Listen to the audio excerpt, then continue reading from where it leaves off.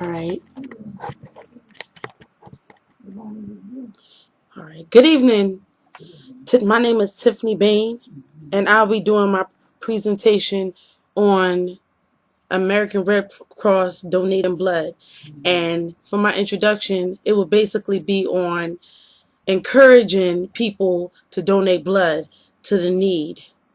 The American Cross have been a foundation and known for doing scientific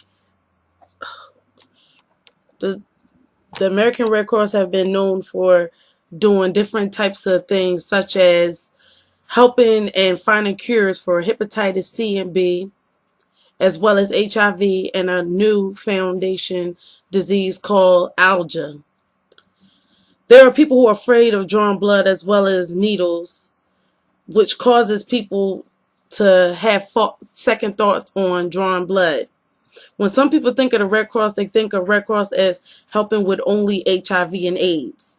But those people the percentage would be low for the fact that those are people who really don't recognize American Red Cross's organization as well as others. But there's been over 4 million people who have donated blood to the Red Cross. This is a very good organization helping others in need.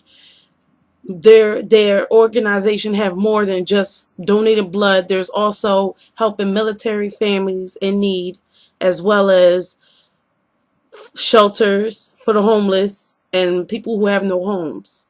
And what they do is they give them clothes and food, and they help them with finding somewhere to live. And they also have health and safety services, as well as international services, disaster refill, and supporting Americans in the military, like I said. And at least 40% of Americans have drawn blood for the American Red Cross. What their process is, basically they make sure that the needles are sterile, and they make sure that the blood that they're giving to the people who need it have to be the right amount. What I basically mean by that is, if you're donating blood, then in order for it to benefit a person in need,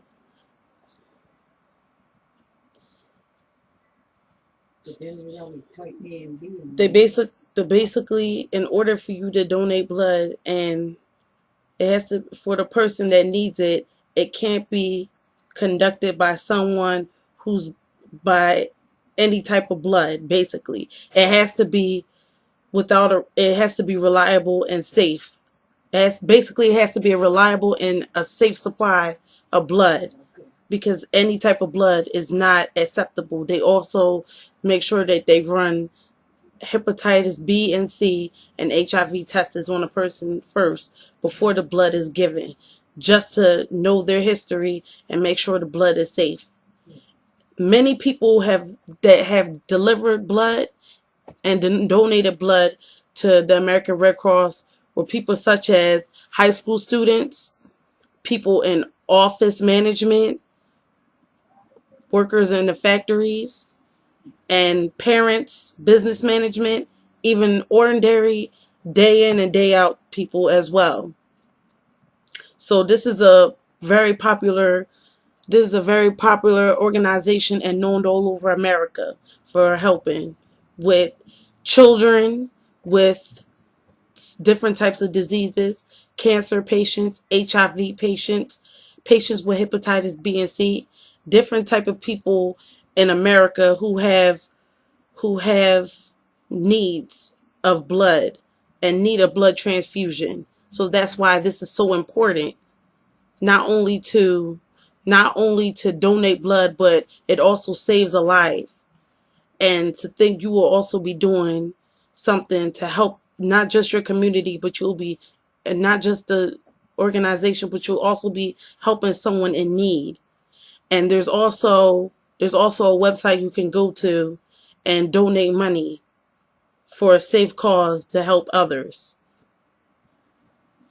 So if you do take the opportunity and this chance to donate blood, you would be saving a life. So it wouldn't be a waste of time, and it's quick, it's easy, it's fast.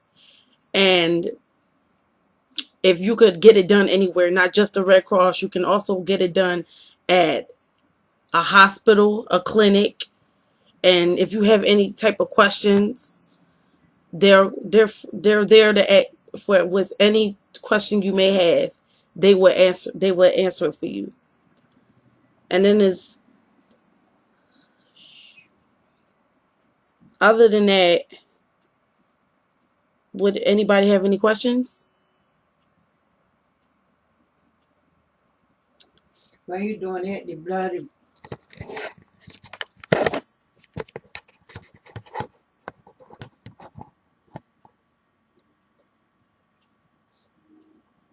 when you donate the blood, do they test it and make sure that it's safe before giving somebody it?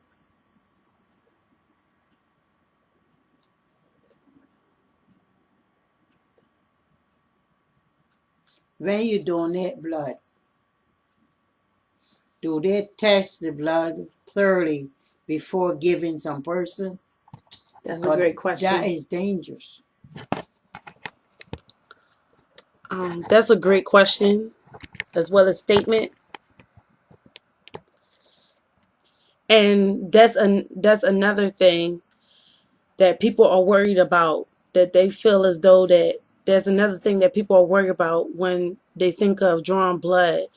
They when they basically they always ask that question all the time. That's a normal question to ask, and it's a good question as well. And to answer your question, ma'am, yes, they do. They make sure that they make sure that they draw blood from the person who's given the blood to the person who needs it. They run tests such as hepatitis B, C, HIV and AIDS, and any other type of disease, especially the new one that they found called alga. And what they do is, if that person is positive for HIV and AIDS or hepatitis B and C, then their blood would not be used. Basically, their blood would be discarded. So therefore, they always make sure that they test the patients first before they given the blood to the person in need and do these blood transfusions, because it's safe. It's safer that way. And this is an organization that's been out for a long time, for years, and they've always made sure that they're transforming good blood to a person in need. And another thing is, they have to be the person's blood type as well, because complications can be created. Yeah, but Is that all? no, one more question. And you refers that. The reason I asked you, I know a nurse. I don't know if she worked for the Red Cross, but she was drawing blood from AIDS patients, and that same needle stick her, and she got AIDS today. So you gotta be careful. I'm sorry. I apologize. I'm sorry to hear about your friend. And another thing I could add on to what you just told me is, these nurses that are certified, and drawing these blood samples, they're always cautious. So is when you're drawing blood from an AIDS patient, you basically really have to you have to be careful. You always make sure the needle is away from you when you're sticking them, as well as drawing blood from an AIDS patient. So that's the safest way to go, and you are always supposed to protect yourself with gloves. And that will conclude to my presentation. Thank you.